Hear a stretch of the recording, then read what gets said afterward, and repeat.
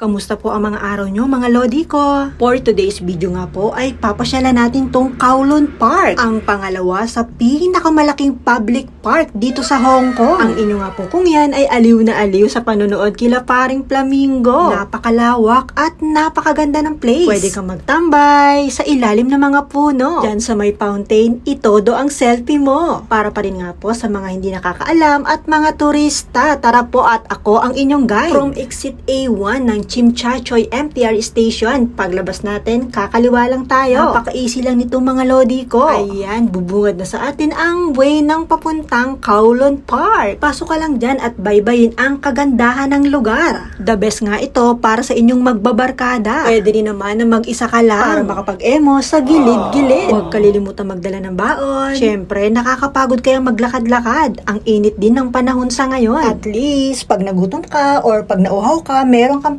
pagkain at inumin. Meron din po diyang mini falls. Ulitin mo na nga ang pamamasyal. Minsan na nga lang tayo makalabas, ika nga i-enjoy ang bawat moment. Basta ako, sobra talagang naaliw dito kila paring Flamingo. Ang sarap panuorin. Para akong bata. Sa mga nagbabalak nga pong magbakasyon dito sa Hong Kong, isama mo na to sa listahan mo. Thank you so much for watching. Bye!